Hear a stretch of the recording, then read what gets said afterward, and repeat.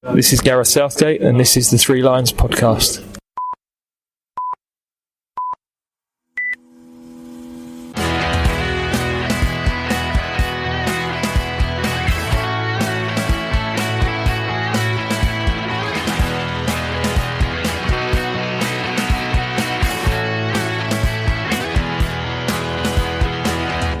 Hello and welcome to the Three Lions podcast. My name is Russell Osborne and this is an independent England football supporters podcast that aims to focus in on all aspects of the England team.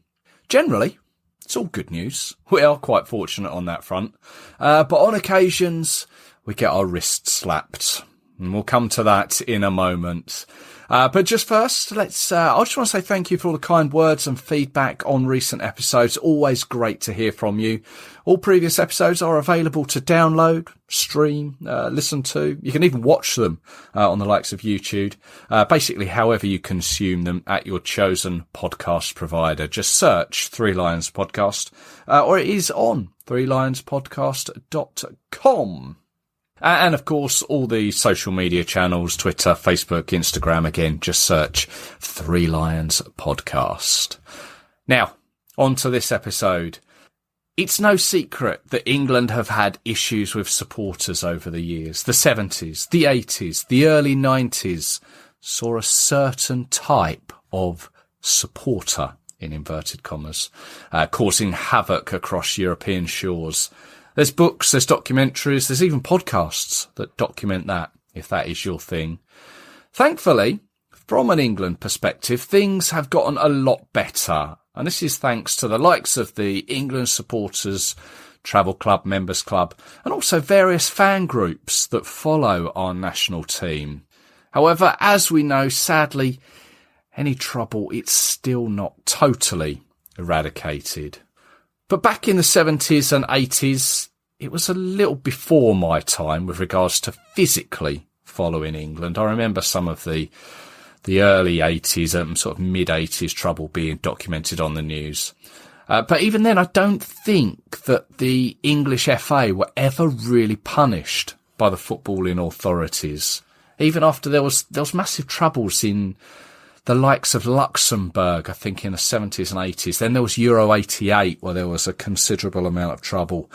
But I think it was only the fans who received sort of fines and prison sentences. It was never really the FA, as far as I'm aware. Then at the turn of the century, Euro 2000 happened. There was mass trouble in Belgium. Of course, this had followed the World Cup trouble down in Marseille in 98. But the early 2000s saw particular trouble with Turkey and Turkish fans. Of course, this was stemmed by the deaths of 2 Leeds fans, and then there was trouble at Arsenal's UEFA Cup final. Both of those involved Galatasaray fans. And the bad blood with Turkey spilled over when England were drawn with them in Euro 2004 qualifiers. In a match played at Sunderland's Stadium of Light in April 2003, it was a 2-0 win for England, but despite that, fans invaded the pitch. There were racist chants heard from the stands, and this resulted in a £70,000 fine for England and the FA, coming from Uefa. It's Beckham. Can't guide home this kick. England's captain. Captain, fantastic. Scenes now of wild celebration around the Stadium of Light. David Beckham, yet again, their inspiration. Meantime, 1 or 2 fans have run onto the pitch, and I saw Alpine lashing out with his boot at one of them. That night there was trouble outside the ground and around the city centre. According to the Chronicle Live, a newspaper for the North East, 95 arrests were made. This was a combination of localised fighting and an attempted attack on a supporters bus with Turkish fans on. Problems when England met Turkey, and an hour before kick-off, the problems were mounting outside the stadium. It soon became obvious that large numbers of hooligans had arranged to confront the Turkish fans as they arrived for the game. Hundreds of them taunting and shouting obscene racist chants. Horses and dogs joined around 1,000 officers on duty last night, and inevitably a number of people were hurt, although no one was seriously injured. Police say there were many known hooligans among the 95 arrests in total, most of them away from the ground. And following that, there was talk of England's next home game, which was due to be played at Middlesbrough's Riverside. That was against Slovakia. There was talk of that being played behind closed doors, possibly one of the first times that behind closed doors has been associated with England. But that never materialised, and neither did the threat from UEFA, which said England would be excluded from Euro 2004 if any more trouble was witnessed. In fact, the away match with Slovakia, which was played in Bratislava in October 2002, there was trouble there, and the FA had been punished with a £9,000 fine. Now, following that trouble in Sunderland, in an attempt to disrupt any further trouble, the FA declined to take any away tickets for the following away games against Macedonia in September and Turkey in October of 2003. Now, with regards to Macedonia, which would have been our first away trip there, the FA bought 2,500 tickets and distributed them to local children through the British Embassy there. And this was a ploy to try and stop black market tickets becoming available. And police checks were put in place to try and stop fans travelling out of England. But a few did succeed in getting there, going via various routes in the Balkans. Those that did manage to get in witnessed England winning by 2-1, thanks to goals from Sol Campbell and David Beckham. The Turkey game in October 2003, again, supposedly with no England fans. This was played in Istanbul and was 0-0. Many attempted to travel. In fact, 45 were turned away at the Turkish border. Apparently 3 were turned away at the turnstiles. According to Reuters, they were wearing Turkish football shirts. But like Macedonia, a few managed to get through and quietly support the boys over there. Then, more recently, there was the punishment dished out for the laser pen incident at Wembley during Euro 2020 in 2021. As many will remember, as Harry Kane stepped up to take the penalty, some pillock from the stands shone a laser pen in the direction of Denmark's goalkeeper Kasper Schmeichel. UEFA fined the FA €30,000, which equated to £25,630 for this, which also included the booing of national anthems and setting off of fireworks. The disruption of national anthems is really something that does need to be worked on, because that wasn't the first time we've been fined for that. Remember the Bulgaria away game in 2019? The one where their ultras caused havoc and Tyrone Mings heard the racist chanting. Well, we were actually fined £4,300 for causing disturbances during the Bulgarian anthem. And then that brings us to this latest punishment. We talk behind closed doors, and we'll come to that latest development in a moment. So that first mention of behind closed doors was back in 2003, and it took until 2018 before England played their first competitive official game behind closed doors, with no supporters in attendance. Despite all the history, this was nothing to do with England. Away in Croatia in a Nations League group game, they were being punished because of an incident relating to a swastika being burnt into the grass ahead of a Euro 2016 qualifier against Italy in June 2015. Yes, it took 3 years for the punishment to come into effect, and we, as England fans, were the victims. Result-wise, again, it ended 0-0, but it didn't stop many England fans from travelling. They stood high up on the hill, watching from afar. Game not great, atmosphere awful. It's difficult, isn't it, playing behind closed doors? Yes, it's a rap on the knuckles for Croatia. They've had plenty of those before, but everyone else suffers. So there are 500 England fans who've paid their passage to Rijeka for the game before the announcement is made that the game's going to be behind closed doors. They then find a perch on a hill overlooking the stadium, and the security staff moved them away from that. And then COVID happened, and we became used to the terminology behind closed doors. England fans lost 11 games to the pandemic, 7 at home and 4 away. That little list of behind closed doors games for England. As I say, the Croatia game was in October 2018. As I say, then COVID happened. That first one away in Iceland when England won 1-0 in the Nations League. Followed quickly by an away game with Denmark, a 0-0 in the Nations League. October 2020, England beat Wales 3-0 in a friendly. Followed that up with a win against Belgium 2-1 in the Nations League. We then lost at home to Denmark in the Nations League. We moved into November of 2020. We beat Republic of Ireland 3-0 in a friendly. We then lost away to Belgium 2-0 in the Nations League. Then we played Iceland at home, winning 4-0, again, Nations League. And then we moved on to 3 games in 2021, March 2021. We beat San Marino 5-0 at home, Albania away 2-0, and then we beat Poland 2-1 at home, all in March 2021, all in World Cup qualifiers. So including that Croatia game, they played 12, won 8, drew 2, lost 2. And with results like that, you could argue that we're not generally affected by playing without a crowd. We only lost at home to Denmark and away to Belgium. And that brings us to the latest incident. On Monday, the 18th of October, UEFA issued their punishment to the FA and England in relation to the scenes witnessed and felt by many following the Euro 2020 final in July of this year. Of course, held at Wembley between England and Italy. And that punishment is twofold, and it is as follows. Number 1, to order the English Football Association to play its next 2 UEFA competition matches as host association behind closed doors. The second of which is suspended for a probationary period of 2 years from the date of the present decision.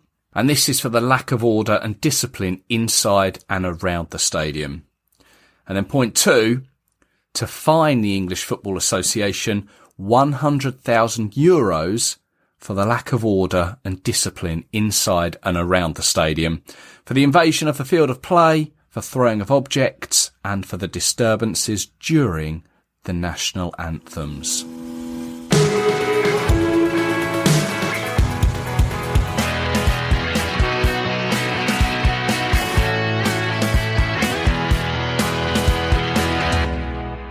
So this is it's pretty much the first time England have felt the full weight of a UEFA dressing down. And here to have a chat about it is our good friend of the show, Dom Smith from englandfootball.org. Dom, hello there, you all right? Very good. And yourself? Yes, yeah, all good. Let's have a chat about, just a reaction to this ban. My personal or my initial thoughts were it was no surprise, really. There was always going to be a punishment coming. It was just going to be how big it was going to be, who it was going to affect, and really who is sort of directly responsible and it should affect. But we'll get on to that. But what are your initial thoughts on it? I'd agree that it's inevitable, really. I think it would be double standards for UEFA not to punish the English Football Association when so many other football associations have been punished whose national teams have faced England over the last few years, especially under Gareth Southgate, for things like abhorrent racist abuse and crowd trouble as well. But racist abuse seems to be the main one that's affected England in recent years, certainly.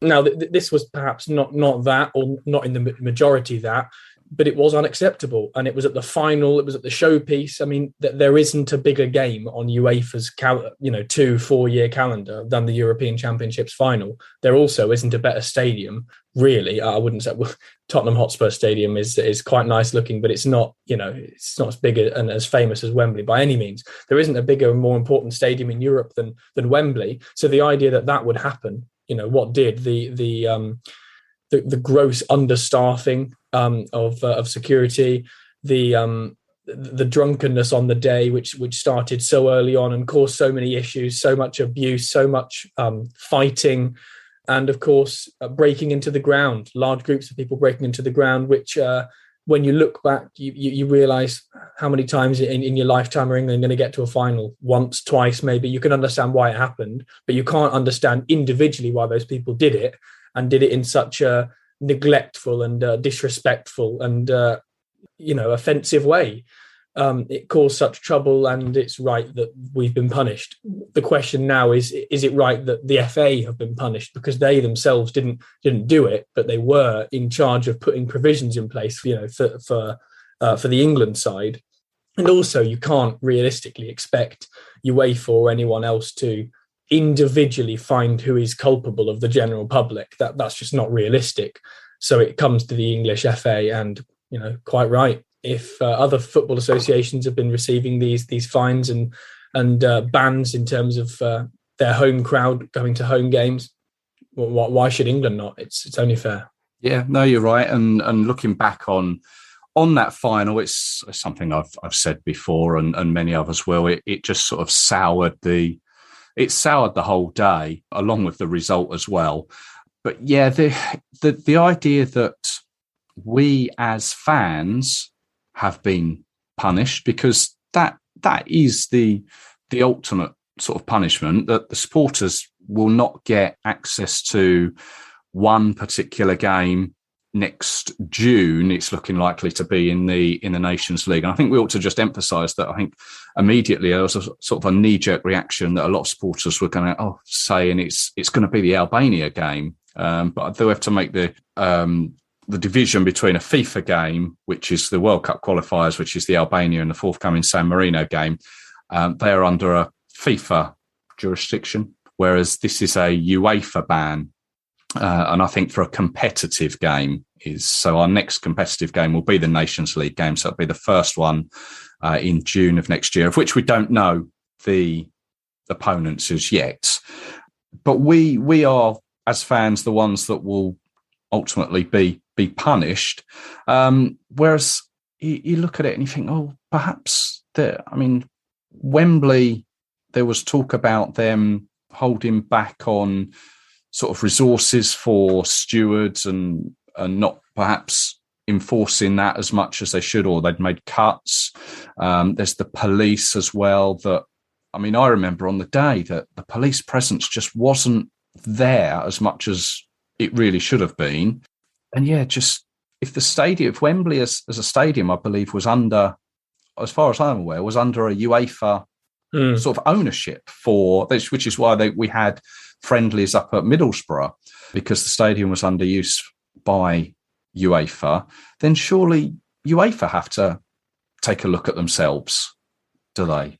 I think that's fair, to be honest. But UEFA are not going to punish themselves. Well, no, but they need to have a look at themselves, don't they? They do, but there's no one above UEFA to punish them, because, as you say, it was under their control, Wembley at the time, and so therefore it was while it was under their control that this trouble was allowed to happen. What you say about the fans is interesting as well.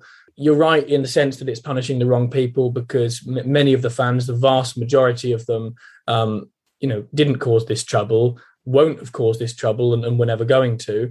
And many of the people who did will go to very few England games, probably, at all, and wanted to be there because it's a historic occasion only, and completely spoiled the party and upheld the reputation that English football fans are a mob and that they're not to be trusted, and that you should close your quaint bars and cafes when they're around, because they'll trash them.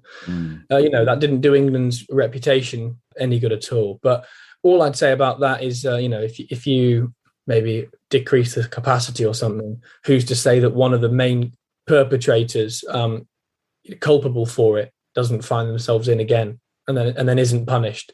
So there isn't an appropriate punishment unless you get forensic about what every single person on that day has done. And there's no way that CCTV could cover all of it. So sadly, someone at some point has to find a punishment. It's going to be UEFA. It's clearly not going to be on themselves. And so it's going to be on the FA, and therefore the fans will feel the force more than anything else. But also England will have to play 2 games behind closed doors. One, their very next UEFA match, and then another within the next 2 years. I think of the FA's choosing. It's kind of suspended Yes, but I mean, initially it is just the one game. Yeah. And then if any other trouble occurs, then that game will come in, is my understanding. Right, yeah. So I didn't know that bit. Okay. No, that's the way I interpret it, that we've got the definite one game ban and then that suspended period.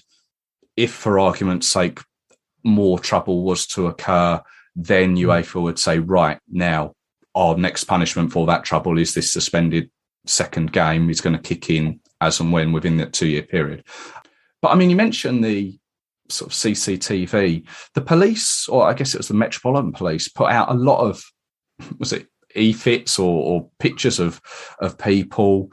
And we never know whether sort of those people were caught.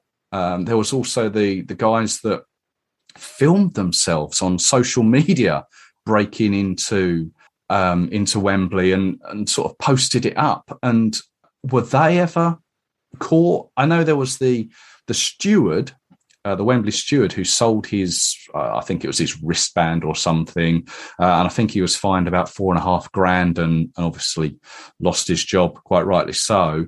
But that he's been punished.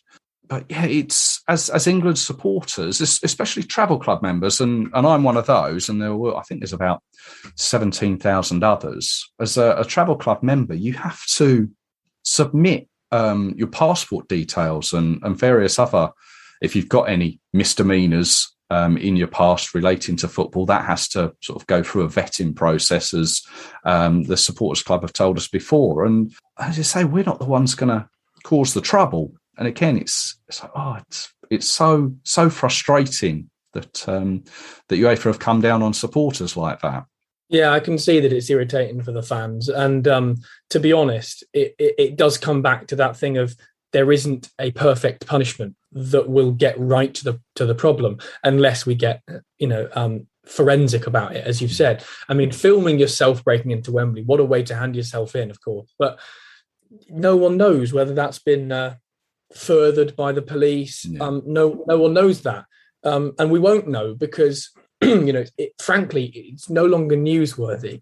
When there are football fans who have racially abused players and then they end up in prison or being arrested, that makes the news because that is newsworthy and it's a continuing subject, and quite rightly so.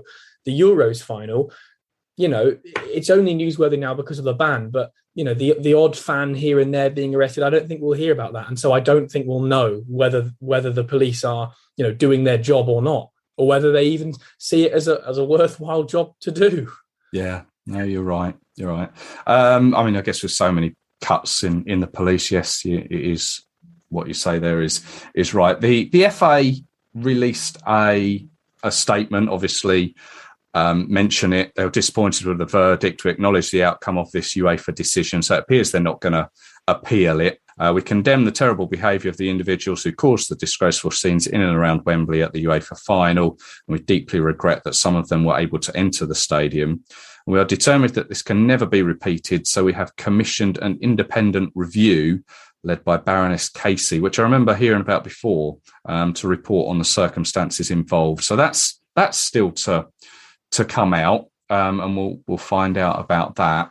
But €100,000, it sounds a lot, but in reality, I think it's £84,000, which to the FA is, well, I don't want to say a drop in the ocean, but it's not a huge amount. Is it going to be a deterrent? What can they put in place to make sure this sort of thing doesn't happen again? I think it's one of those where the ban is irritating. The stadium ban is irritating, and that would invoke action. Do I think that about €100,000 fine? No, I don't. That's going to do nothing. To be honest, they're either going to put more provisions in place next time or not, whether or not they've been fined €100,000. It's not the kind of amount of money that's going to impact anything.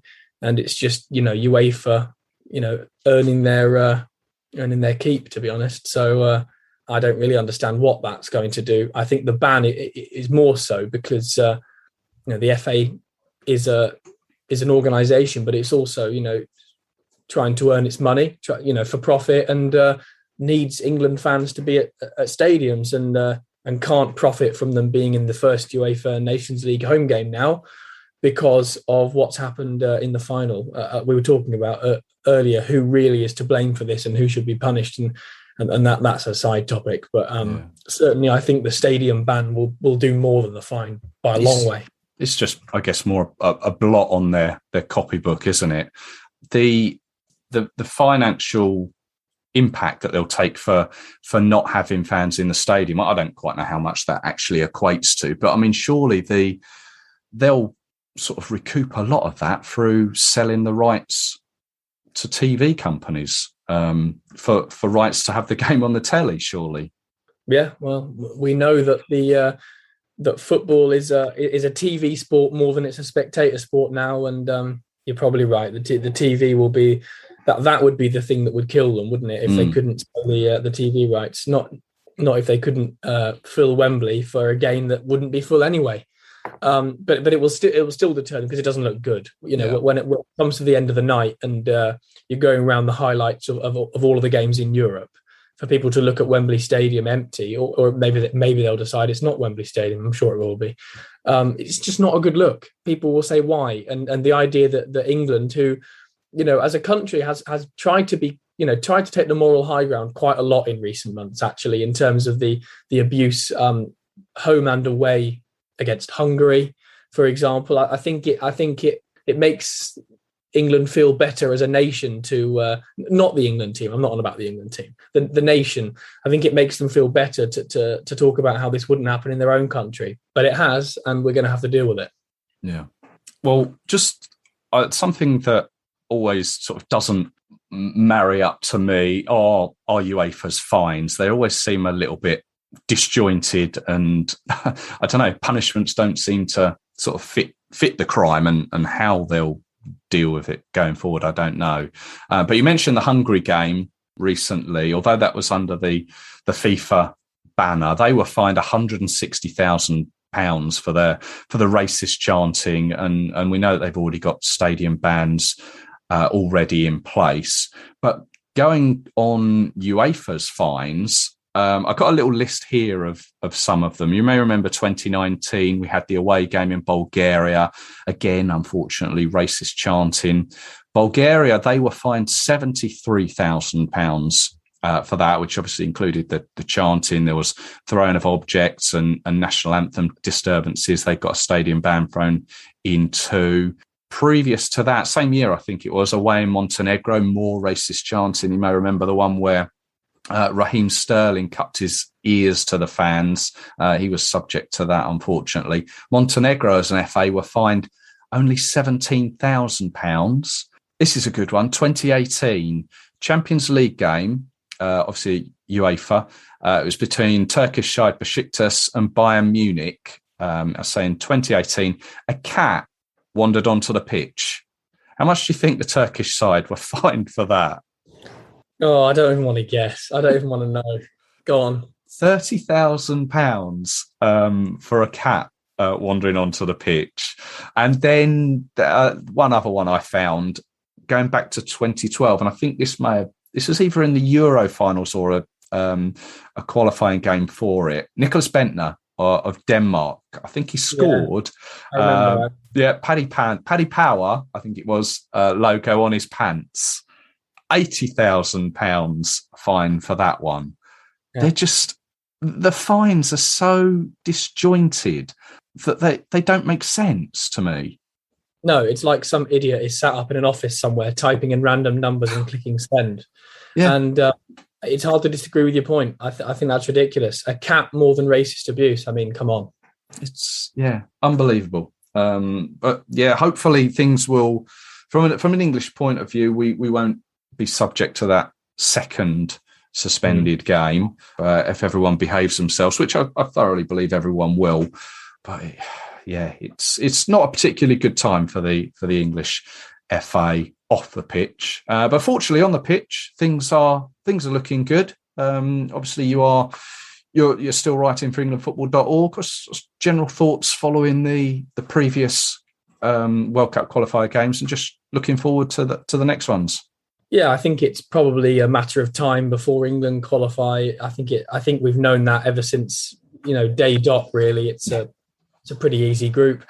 Although England have dropped points against the two closest challengers to them. Although, to be fair, Albania I think are higher than Hungary at the moment, but they're not generally a better side.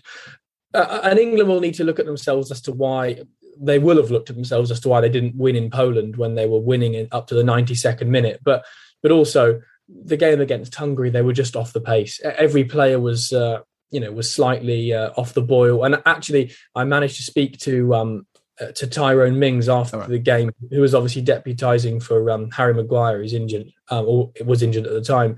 And I asked him whether it was a case where England hadn't won and Hungary had got the draw because Gareth Southgate had picked a slightly more attacking team. Because if you remember, he picked that extra attacking midfielder, and he wasn't having any of that. Tyrone Mings basically said, "I think we were just all below par as individuals, and sometimes that will happen. And we drew with a team that are worse than us as a result." And I think that's probably just about right. And any of the feature articles I've read on the game since were explaining, we're agreeing with that really, and saying this isn't a reason to ditch a more attacking lineup. Qualifiers against reasonable opposition are a perfect time to try new stuff. Trying new stuff against Andorra and San Marino is pointless, but trying it in the quarterfinal of a World Cup is also pointless.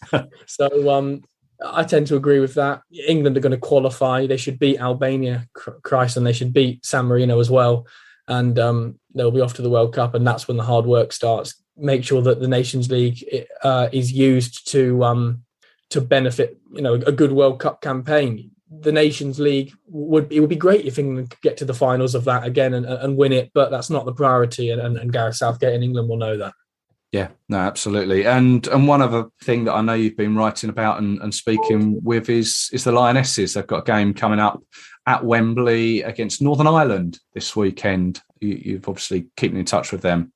Yeah, absolutely. I'm really enjoying covering the Lionesses at the moment. They're a team in transition, of course, both in terms of manager and in terms of, a really exciting young crop of players coming through and breaking in.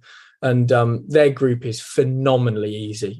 They've of course got a Euros on home soil next summer, but qualifying weirdly for the following tournament, the World Cup is in process now, which is so weird, really. But the group is incredible. I mean, they've played 2 games. They won 8-0 and 10-0. Northern Ireland, they beat 6-0 in a friendly under their previous interim manager Hegarisa in February, I think. Yeah, it's February, March time. I remember watching that. It was a hell of a windy day, that one. It really was, yeah. I don't think it'll be quite that simple this time round, but England should cruise to qualify. And to be honest, I think they'll be disappointed if they don't win every single one of their qualifiers. So it's an exciting time for both teams, really. Good stuff. And as always, we can find you on englandfootball.org, and you're on Twitter, aren't you? Yeah, exactly. englandfootball.org is the website, and Twitter is at Mr. Dom Smith. Always good to speak to you, Dom. Take care, and I'm sure we'll catch up again soon. Perfect. Although not at the first Nations League game. No. Oh, don't rub it in. Yeah. All right. Sorry. Cheers.